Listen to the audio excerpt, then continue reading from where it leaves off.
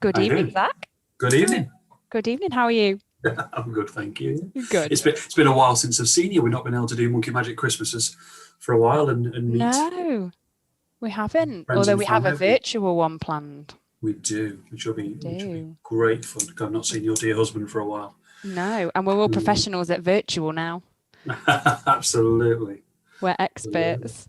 We're experts. So how's Ignite getting on then? You're doing a walking challenge, aren't you, to raise We money? are really to raise money for the Worksworth, which is the village next door to where I live in Cromford, only about 15 minutes away from Belper, where we normally rehearse. A challenge to support the Worksworth branch of Cancer Research UK. So that's going on. We started that last week. We set the Excellent. challenge on at the time of recording. Anyway, we'd set it for £500, and we've already gone over that, and it's only just been Amazing. it's only not even been a week yet. So yeah, that's fantastic, and a lot of members are going out. Well, where we live, countryside, there's no excuse not to. And It's with the current beautiful, isn't it? lockdown, it's like, well, there you go. It's not that you can be thankful of the lockdown, but it's timed quite nicely because we'd had Yeah. it planned anyway. So it's worked really well. Great idea So, from the so team. you're aiming to do a marathon each over a month, is Yeah. it? Yes. Yeah. Pretty much bang on a month, just over. So it's marathon each. So I think it's something. Was it ridiculous? Like what? It's over 1,300 miles. I think total Wow. equivalent of. I mean, we'll share the load. We've got some members that won't be able to get out as much, and some members Uh-huh. that can get out more than others. So between us, yeah, Excellent. Have great you fun. found that's quite a good bonding experience for the chorus at this time where it's not just about the singing now, it's about doing something additional? Absolutely, yeah. I mean, that's kind of where the idea came from. I mean, not mine, but from the team. Really was Mm. because we normally I do a Christmas concert, things like that. Quite often at Ignite already had history before I joined them for fundraising around this time of year. And it's like, well, we still can. As much as things are different, we can still make this work. So Yeah, that'd be great to raise money for such a good cause, really. fantastic. Yeah. Now, how long have you been directing Ignite now? I want to say 7 months, but it's probably going to be over that now. So Okay. literally 2 weeks before the first lockdown one, 2 weeks before I had my first rehearsal with them, which was getting ready for a sing out. So it was all out go. Am I directing for a performance the week after on the Thursday night, on the rehearsal night? So Oh, it was a wow. case of, am I directing? Is Harriet or Deb's directing, the previous directors? What are we doing? And then the actual gig. And then lockdown was announced that next day. So it's like, Ah, so there you go. similar to So, us. Similar to us. okay. Yeah, we took over It's, when Glenn retired and then had a big spring fling concert planned to showcase what we've been practicing and just sing everything. And lockdown kicked in the Tuesday. I mean, literally the day before we were supposed to do it, or the week before. Yeah. it's been, I was chatting with different directors. Obviously, we have our monthly chats, don't we, as Region 31 directors, but I've got that feeling that I could be the one weirdo that prefers being in the room because that's what I'm used to when the time Yeah. comes. I prefers for Zoom, sorry, because this is the norm for me and Claire. Yeah. Claire, wife baritone of Nightfall, for those that don't know, lucky in the house together, obviously, but running the chorus together as well, director and his assistant, it's great to have that support really in the Yeah. household in this crazy time as well. And I don't think I could have got through this without that support No. here and now. And obviously we're all a phone call away now, we're a Zoom away, but having that support on a daily basis, even with Claire and that conversation, even just random brainstorming to a serious chat, whatever it might be, it's Yeah. definitely helped. It does. We're similar and we're in a similar boat to you. Obviously, my husband Duncan, who sings in Monkey Magic with you, is at home with me. And we're not flinging ourselves across the country to singing quartets and coaching days, and we're not traveling for work, and we're not running here, there, and everywhere. So we're spending a lot more time together, which means, yeah, you've got that sounding board and it's somebody who understands what you're going through. And I have got more time to do some of the planning aspects, and I can put the kids to bed and get downstairs and log on for chorus in time at 7:30. Yeah. And so it will be very strange suddenly directing the chorus because, like you, you've done 1 week. I've not done a solo week directing the chorus. Either really. We're in very similar boats, actually, aren't we? Yeah, absolutely. I mean, I'm going to say for yourself, this is your first venturing into directing, isn't it? Well, yeah. Other than assistant It's, directing, first Of course, being the yes, main yeah. director. Yeah, and it's very different. It's very different, isn't it? It is a very different. Almost my previous experience with Grand Central for 10 years in all kind of things certainly helps coming up at Ignite and Region 31 from a slightly different viewpoint, from a very Babs point of view. And there's some positives and there's some negatives to that in a way for translating it to a women's chorus as opposed to men's vocally. Definitely. I mean, one of my main pleasures on a Wednesday night at Grand Central would have been demonstrating, but it's not really the best of idea in your key, to be fair. I mean, I love the bass part, but I can get up there for tenor just about, but yeah, it's not the best of ideas. So it's great again having Claire, because if I need to demonstrate a particular thing, it's like, well, you can join me on the bass line, or ta-da, here's someone that can actually do it well that you'd rather listen to, really. Excellent. So I was going to ask you actually what you find the biggest difference between directing a men's chorus and a women's chorus, and what maybe the biggest challenge is. So demonstrating, that's a really good point. And I guess for us, our chorus is used to having a male director demonstrate, and now suddenly they've got a female director demonstrating. Yes. Yeah. Interesting. Yeah, so how different is it? It's hard to say, simply because of obviously COVID, because of lockdown, because I've yet to have that experience of a regular, normal in the room rehearsal. Even looking forward, when it is in the room, to begin with, it might just be a small group anyway. So it's going to be a long while till I get that chorus in front of me, and for them to get to know me on that level as well. I mean, I've been doing PVIs, which has helped a lot to get to know the members individually over the whole of lockdown. But I don't know, they're just very different. They're very different choruses, not just for the obvious male, female. Babs and Sweet Adeline's international organisation, UK organisation with close ties, obviously, to BHS in America. It's still a very different viewpoint with that thought of international. It's kind of more of the expectation here with Sweet Adeline's because of that connection. But the very different choruses because of how young Ignite are comparatively. Grand Central in next year will celebrate their 30-year anniversary as a chorus, while we've got Ignite next year who celebrate their 5th. So they're in very different points of their journey as a chorus, as a team, really. So it's apples fun. and pears. It really, it's so hard to convey. I mean, I think some of the way I phrase things, Claire. I mean, stereotypical baritone. We could talk for all night probably, but Claire will read my emails and go, "Don't phrase it like that. They won't get it."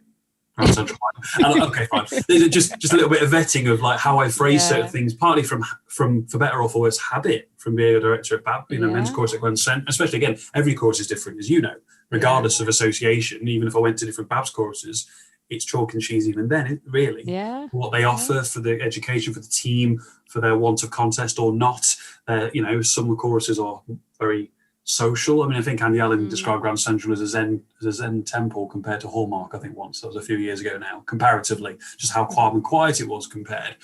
But then I'm looking forward to seeing what Ignite become, because they don't, because the personalities themselves are going to make it a different journey.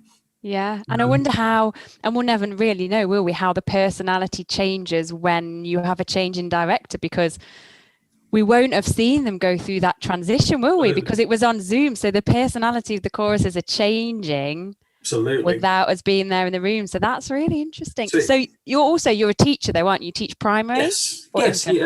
Infants is primary. Yeah. So I teach infants, which is the bottom end of primary. I teach year twos. You teach children who are the same age as my 4, nearly 5-year-olds. So what's harder, teaching a classroom of children or teaching a Zoom full of women? Probably a Zoom full of women, because there's as we talked before, there's not that interaction. Like this is a couple one-on-one Zoom's quite nice. PVIs even, because we can have this interaction, minimal delay. Obviously we're not going to sing, but it works. Yeah. But even with a small chorus, you're going to get, or mid-size as we are, it's hard to get that feedback. You don't get that gratification of either just people. I mean, you're on gallery view and you've got some people who just generally forget there's a camera on. Or they might have disappeared, or this camera might be off, or one person's really looking like this, and it could just be my sound's cut off and they're trying to hear me better because I haven't realised my microphone's gone, or whatever. There's all that. While a classroom, but obviously, it's kids, isn't it? You can't get bored in that job. It's very immediate. Whatever they say, they will say. Whatever they think of, whether it's relevant or not. it's going to happen. I mean, there are some similarities, I suppose, when I think of rehearsal night, when I think of some of my best and worst rehearsal nights with previous choruses. Really, it makes it what it is. But I'd say Zoom's probably harder only because we're no longer directing. I'd say we're facilitating a conference that happens to involve music. Yeah, that's a good way of putting it. Yeah, really, because it is a presentation. That hour and a half roughly now on a Thursday night is a presentation that we planned. We know who we're passing to, and sometimes it doesn't work, sometimes it does. It's very similar to the room. It's just that you haven't got that. You can't read the room as good. You can't adapt accordingly. Like some nights, I'm going to spend 5 more minutes on this, and on Zoom, it's probably a little bit of that crept in over the past few months, because you do get a feel for some stuff and pace, and actually 20 minutes is too long for this, but it's definitely harder than a classroom. I think it is. The challenge I find is I remember having a chat with the music team about this, is that you have to almost script what you're hearing, but you have to imagine you've heard it. So you almost have to make up a problem that you could have heard in your head, script how you're going to deal with it, so you can go, oh, this could be an issue, this is how we'd resolve it. Whereas in person, you just respond, you'd be reactive. Yeah, absolutely. You have to almost fake that reactiveness on Zoom, because you can't hear it unless you're coaching one person. That's where the teaching side of things that supports this, because as in the classroom, yes, we'd be reacting, but we're also planning for misconceptions from the word go. So we would say, that's just as normal, maths today, saying, careful, you might do this. And so the kids go, oh, I was doing that. Because half the room's done it. Yeah, or even then you just get to know stereotypical problems that they'll probably have in their work, and you do start to throw them in as a default. So there are some similarities within that you are, like you say, you're making up problems that aren't there just to make sure people aren't making them at home, because obviously we don't know at the minute, because it's possible. So with how are you finding the, it's an interesting thought of the chorus, well, you've been in Lay City for, my goodness me, all your life, pretty much. I mean, it's 22 years. 22 years. How have you found the shift in relationship? Because obviously you're a member. Mm-hmm. You were a music team section leader, I imagine, into that kind of role, obviously assistant, and now how have you found the change in relationship with your peers almost? So that's a good question. It's one of those things, especially my relationship with Glenn and Alison Cheney, Glenn being the previous director, because he went from being my teacher at school, and then I went off to university. He was no longer my teacher, but he would coach my quartets, and he was the director of the chorus. And then I was an assistant director. I was section leader, then an assistant director. And it just naturally evolved, and you don't think about it at the time until you look back and you realize you've gone from calling him Mr. Cheney to Glenn. And so that just kind of evolved. I don't know, it just evolved without really thinking about it. I think probably, and he was always in that position of director and me being below in the hierarchy of chorus, if that makes sense. Yeah. I think with my peers, so there's two members of the music team. One is the other assistant director, Helen Abbott, and our development lead for the chorus, Melanie King. And we went to school together. We sang in quartets together growing up, and we've gone from being peers to almost a bit of a shift. But actually, I think that's worked in our favour, because I was very determined that in taking on the role of interim director, I didn't want those relationships to change, because they've been my friends for, more than 22 years, 24 years, for most of my life. And in taking on the role of directing, it was really important to me that didn't change, and that actually we factored that into the team, because we work so well together. And we are used to sharing ideas. Anything we've done over the last, especially the last year, it's been done as a group. It's been done as a team. When we were covering the gap between lockdown and when Glenn retired, and it worked so well, because everyone has got so much experience. So at the moment, it's not tested us. And I know for a lot of directors, they either have a choreographer or an assistant director or section leader who is their very close friend. And it does test your friendship, I can imagine. We've not yet got to that point, thank goodness. So far, it's not been weird at all. I could not have done the last 7 months without Helen and Mal especially. And well, the whole of the chorus. Half of them are like mothers to me. Some of them are like grandmothers to me. The rest of them, it's just like having a whole load of sisters. It really is, because I've known them for longer than I've not known them.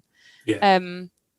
I think communication is the key. I'm a big one for communicating, and I think I don't want to do things on my own. I don't want to be in charge of absolutely everything. If somebody's got a particular area that's their area, I'm happy for them to run with it. It's a dangerous precedent as a director if you find yourself, and it's so easy. It can happen so easily to us all. Different elements of the chorus, be it management team-esque, be it music team-esque. Yeah.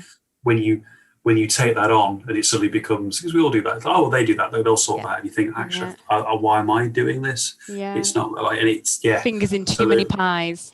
Absolutely, because then you don't have the ones, because the first thing that will go out the first thing that will go out of my head is actually the Thursday night, which needs to be right. Yeah. If I'm too overloaded, that's the one that wobbles, and that's the one thing that can't. People are rocking up, be it had a bad day, be it on Zoom all day, but they're still willing to come on, which is awesome. Or they've had a couple of weeks off just to come out, and it can happen so easily, can't it? Absolutely. It takes a lot of trust, and I think the benefit of me having been in the chorus as long as I have is that I trust everybody. Everybody implicitly, in that if they've said they'll do something, I trust them to do it. And if it doesn't get done, or it happens a bit late, we just have a conversation about it, I guess. But I think the relationships will have changed, but I think the relationships and the perspectives we're coming from have evolved with time. So I don't know. I'd like to think at the moment that most people still feel they can, throw me for a chat or sit with me at a Christmas do and have a drink, and it doesn't feel like, oh, it's Ellie the director, I must behave. That I'm still just because some choruses definitely do have that, give that persona of that's the director. I don't want to bother him. I'll go and talk to the assistant. I'll go and talk to somebody else. And I suppose it's never bothered me, because some choruses are like that. But then, as long as it does get fed up the chain accordingly, because you can't know everything. Like you said, it's too much overload. Even to give everyone that personal one-to-one touch can be too much. But then it's nice to. I mean, with Ignite, obviously, I knew them as a coach for years before, or since they started, and until this point. So with some members of Ignite, there's some that over the years, they came around for a few drinks and stuff like that. So, and again, it's that shift. But like you said, at the minute, it's not going to clash yet. No. Kind of thing. But then life isn't normal. But there you go. They can't come around anyway at the minute. So what's the problem? There is that. But it's great fun getting to, especially coming from Grand Central as well. Again, it's establishing the team, and that's probably the most thing I was looking forward to when the opportunity came up, because when I first announced I was stepping out from Grand Central, this Ignite wasn't even on radar. When I first announced it was only a few months in that conversation kind of started. But the thought of actually starting from scratch almost, and helping to shape and helping them grow, let's say a younger chorus, barbershop wise, anyone, many of them have experience from other choruses before Ignite, obviously, but I'm still relishing that challenge and looking forward to when we can really get into the meat of that when we're together. Likewise, because it's a new start, isn't it? And I think especially for Ignite being so young, and actually they've not got 20-something years of history to kind of find their way through or to rewrite. I guess for Lay City, we've got a very long history with the founder director only just having left the chorus. So, I do still feel, and it becomes less as the months go by, but I do feel a lot of pressure to not mess up, because this chorus means the world to me. When people say my chorus is my family, and people think, chorus is family, blah. But this chorus has, it's seen me go to university, it's seen me get married, it's seen me have children, births, deaths and marriages have all happened while I've been in this chorus, and it's a really pivotal time for us to take on a new director after so long, and a director who was as fabulous as Glenn was and achieved 6 gold medals in the region and took them to international, it's pretty big shoes to fill. And I think I have to keep remembering is it's not my job to fill those shoes. It's my job to just make sure some shoes keep going and that the chorus creates a new 20-something years. I've been thinking about this because this is such a unique situation for the whole world right now. I mean, some are lucky and they're getting a bit of singing in, some have and then stopped, or some never did, But for directors like ourselves and interim director and director, for people doing this role right now, especially having just acquired the role during lockdown or just before, it's a weird. I don't know how to phrase it, but you can't say anything this is positive. Goodness me, no. But as I said, like you said, we're actually putting our stamp on now, and we've got the chance to actually lay some groundwork on Zoom and behind the scenes, ready for when we're back in. So we haven't got that worry of being compared to whoever was before, because actually most of the chorus might have forgotten what it was like anyway, before they get back, because it's been that long. Add a what do you call it, footnote. We won't forget Glenn. We won't forget Glenn. But I know what you mean. The experience, the rehearsal night, what it's like. I mean, what it's like to stand on risers from. There's no direct comparison from one month to the next month, is there? Yeah, absolutely. There's no way. We've all got those memories, but they're going to be they're going to be changed, and they're going to be so different, because when we walk in that room, especially thinking of competing choruses, for me this almost feels like we're all going to be more of an equal level than we ever have been before, for how we deal with this and how the chorus hits the ground running or not, and how we're dealing with lockdown. I mean, obviously conversation that Mo Field address at the Labs convention about changing our mindset now. It's quite a key thing, I think, for me and Claire, when this all got announced and stuff. We kind of just sat there and chat about what do we do, what's going to happen. So, well, job's still the job, we've got to do it. But for us, we just said within the first few weeks, it's like, we need to assume this is still Christmas. It's not going to be. Surely it was one of these. It's not one of those things like surely not. But we just said we have to assume, because if we're not ready, if we haven't got a plan and it does, I wouldn't be that unprepared on a normal night. Why should Zoom be different? Exactly. Why the game hasn't. For me, the chorus game hasn't really changed. I don't think there's much of a difference being in the room. You still got a plan. You still need variety. It's harder in many ways. It is, but I still think it's still a lot of the same boxes for me. You're always not everyone's going to be there because of work or anything else. You're still going to have those that do the work. You still have those that don't because they haven't got time or they forget. And they're like, we share a load as a team. I think it's still very similar. And I think for me, that helps me, that actually what would I do on a normal night? Okay, let's find a way to make that work now. Or we've got to find something new. Exactly, I think it's definitely help with the mentality. And have you still been doing, because you still sing with Locksmiths, don't you, who was your second gold medalist quartet? Do you still rehearse with them on Zoom? Are you still doing things? We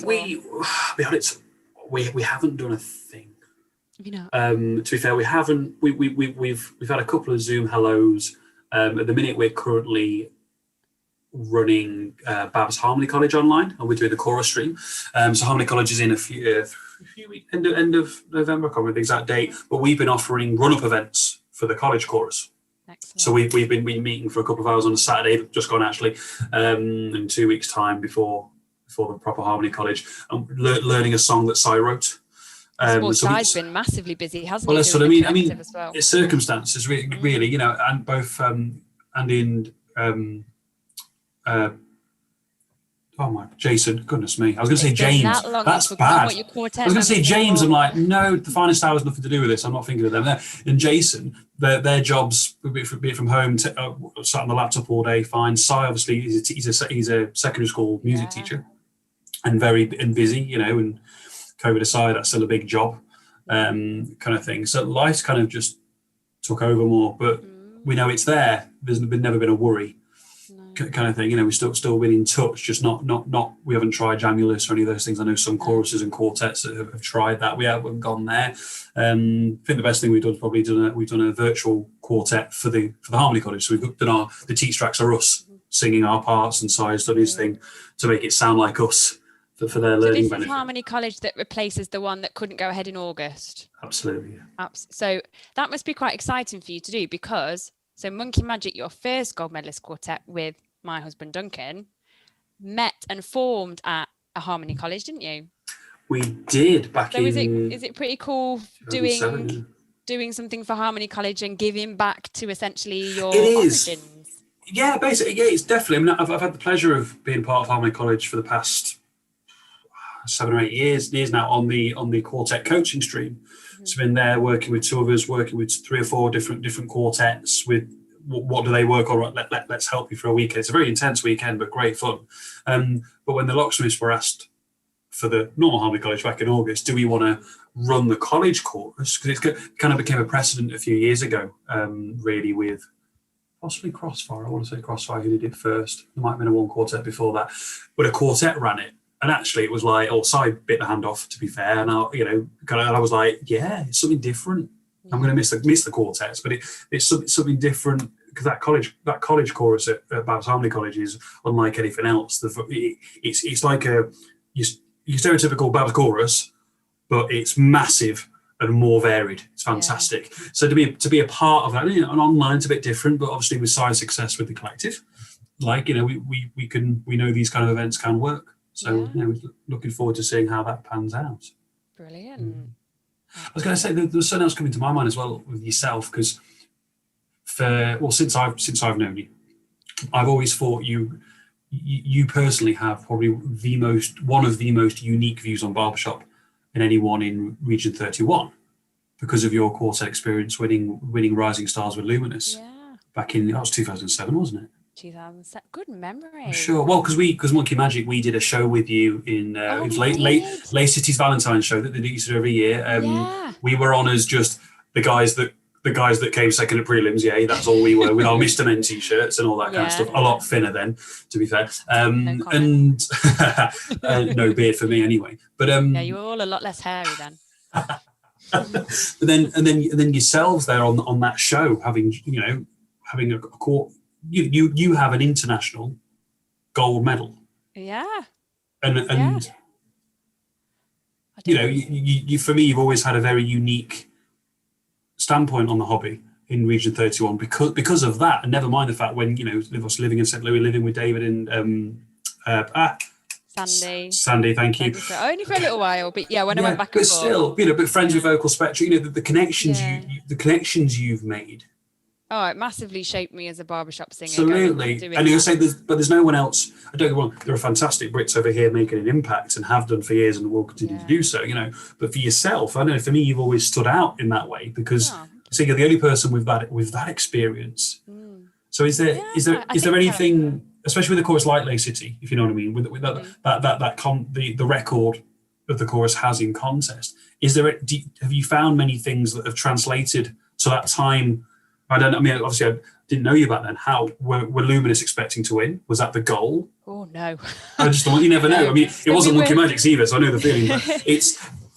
So we were kind of thrown together. So I went out there to work after graduating, and someone in Ambassadors said, "Oh, you work in this field? I know someone who's looking for an intern in the equivalent of local government planning department." So I had a paid internship over there, and Sandy and David were amazing at supported me when I first got there, and before I moved into a shared house with a really lovely young lady. And we used to go to Ambassadors and have a sing, and I got to know Lauren Robards Reynolds Wilson, now I think she is, and we used to go along and watch Ambassadors rehearse and go to the diner place with them afterwards and sing. And then one week along came Emma, whose husband was in Ambassadors, or then boyfriend, now husband, was in Ambassadors. And then Casey Basil came along, and people were like, you guys should sing together, you guys should sing a song. And we sang a song. I can't even remember what it was. Love Me and the World Is Mine, maybe. And we just stood there and went, this is sounds pretty good. So I love it. Love Me and the World Is Mine was the first song I ever sang in quartet. Yeah. To be fair, it's a great song. So we sang it, and we decided that we'd form a quartet. I can't really remember the detail, other than we decided to form a quartet, and Sandy and David were going, you've got to do this, you've got to do this. So they believed in us, and I think they saw what we were capable of doing before we even realized. And then they said, oh, you guys should do Rising Star. And this was in the January. I mean, we formed in the January. We did our regional competition in the middle of March. So we hit the deadline for registering for regional. We did regional. I can't even remember what we came. We threw two songs together and came, I don't know, 6th, 7th or something in Region 5, and said, oh, we should do Rising Star. Let's do Rising Star. And we just said, well, if we're going to do this, let's give it our best shot. You know, it's down in Texas. It's not cheap. Sandy and David just worked with us every week. At one point, we were rehearsing 4 times a week. We just got together to just run the set. You know, we just thought, if we're going to go do this could be the last chance I get to do it while I'm living here. Let's do it. But the competition at Rising Star, I mean, certainly from about, I might not get the year right, I don't want to offend anyone, but certainly from kind of 2005 onwards, the standard coming out of Rising Star was outstanding. You know, we just wanted to hold our own and not crash and burn like we had done at regional at 6 weeks notice. And we had no idea. And we came off stage and people congratulate you, but you've not heard everyone. And so when they said we'd won, I mean, I'm just speechless. I hadn't realised how similar our journeys were compared with Monkey Magic. I never knew that story. Wow. Yeah, really, it was just. But I mean, we couldn't have done it without Sandy and David, and they just instilled a work ethic in us, in that you work on everything, you work on every phrase, you work on how you come in, you work on and Sandy's obviously a showmanship judge, so she was big on practice you walk on, you split, you walk off. I mean, she made sure we had every single detail nailed. And obviously David arranged at least one of our songs, so he made sure we had no wrong notes in that beast of a song. It was yes sir. But it was amazing. And I think, you know, it wasn't long after that I came back to England. I came back in the October and we'd won in the July, and then went back and forth for a while to compete the following year. We qualified for Hawaii and came in the top 15, so then went to Nashville, didn't do so great, but it was much harder going back because by then I've got a career over here, and I met Duncan, and it's expensive going back and forth. And you know, eventually we did have to call it a day, but it made me realize what you can achieve with the right support and with the right attention to detail, but also more importantly than anything, it has to be fun. I mean, it stops being fun, you do stop achieving. And I think that's what, you know, my best memories of barbershop, my best memories of performances and my favorite moments are when it's been fun. And I've not cared what happened in the result because I've really enjoyed it. And the times that I didn't quite enjoy it tend to coincide with the times that it's not gone how we'd hoped it would go. So that's definitely carried through to chorus, in that I realize if you've got a happy chorus and they're a unit and they support each other, and you're smart about the decisions you make as well, and everybody pulls their weight, so it can't all be on one person, then you really can achieve great things. Some of it was I was in the right place at the right time. I can't especially with quartets. I was in St. Louis with the just amazing barbershop on my doorstep, which I don't think I quite realised till I got there, to be honest. But you know, that definitely shaped me. And going somewhere like that, and it's something I don't know that you can necessarily experience. You probably can in the country you live in, but going somewhere where you're different, you know, I've come from another country, there was no one really knew me, so it's a chance for a fresh start to actually be myself. I got opportunities that I may not have gotten had I stayed over here, because you know, when you're young and you're constantly changing, you're very much a product of your environment. And when you get taken out of that environment at university, or because you move or you start a new job, you thrive. I think you blossom because you're not, I don't mean overshadowed in a bad way, but you're somewhere where there's no preconceptions and you've not got any hang-ups on, well, I'm only an assistant director, or I'm only a section leader. You've got a chance to come in and go, well, I'm just me. Yeah, absolutely. I've got this whole year ahead of me. I can do whatever I want to do. So I took some chances and, Brilliant. There we go. The rest, as they say, is history. And now I'm really old. Yeah. Brilliant. I mean, I think Tabitha now is closer in age, or Rupert certainly is closer in age to the age I was when I did my first Rising Star contest than I am to when I did my first Rising Star contest. So I did it in 99 with Helen and Mel from Lay City. And that was how many years is that? 21 years ago. And I was 13, 14. That's less than 10. That's 10 years away from my oldest child. So he's closer to being at that point than I am to. That blows my mind. Blows my mind. But yeah. Awesome. But yeah, it's really nice to have this interview with you though, Zach, because now obviously I've got some stories I could tell about you because we've spent a lot of time together. I'm very intimately familiar with your quartet trousers from Anaheim, having to go and rescue them when you forgot them. They were neatly on the bed, weren't they? Like just lay there perfectly. And I'd got when you get to Anaheim for a contest, and then, I mean, luckily we got there the weekend before. It wasn't like the day of going. Just very lucky Al's parents hadn't gone, because I think Duncan rang me or texted me and said, Zach's forgotten his trousers. You've got the key to his and Joe's house. Can you go and get his trousers? I was like, okay. Went and got your trousers. How am I going to get them to California? And Al's mum and dad were flying out. Was it the Tuesday or the Wednesday? Something like that. Yeah, a couple of days up. So if it wasn't for that, I don't know, it would have been a case of all of us going out and buying some cheap new suits quickly in Anaheim, probably. But funny. I was just mortified. I've not done anything like it since, I don't think. Locksmith might correct me, but I don't think. Oh no, a couple of bow ties since then with barbershop, with Monkey Magic, but brilliant. Bad. Yeah, it was a good job I had that key. There was a lot of bottles of wine bought as a thank you, I remember, and things like that. I can't remember. I'm pretty sure just after that I got swine flu, so the rest of that month is a blur.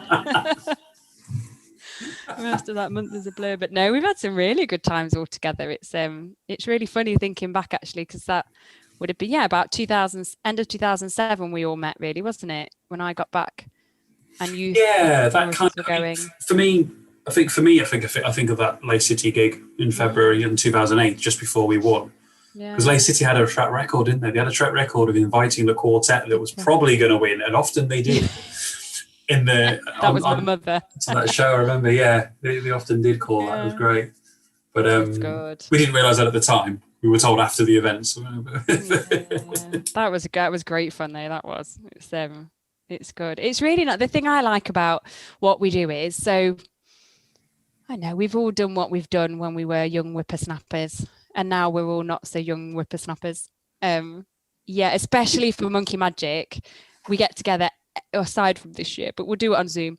We get together every year, especially at Christmas, but at least once a year we all get together, wives, wags, girlfriends, whatever. We're all wives now, aren't we? So all the wags get together with all the guys, and it's just fantastic because to catch up, because we stay in touch, but it's it's almost like university, isn't it? You're in touch, but it's not as often as you'd like, because you call, they don't answer, vice versa. I mean, WhatsApp and stuff is, but still, there's so much communication now, isn't there? Especially now being on Zoom so much, there's so much expectation that sometimes just like, I'm burnt out, I'll reply to it tomorrow, and then you think, I never did. And we all do it mixture of, don't we? But no, to have that one event a year when you're just going to sit there and just chat until you finished, almost like you've never left, isn't it? Really, is it? Bound to be. I have a feeling next year's will be pretty epic. Hopefully. Be pretty epic, but absolutely. Brilliant. All right, really then, Ellie. Nice to have that. I think. That was a good chat. That should be good. We should do this more often, Zach. We should. Beats talking to my husband, who I spend all day every day with. I love it.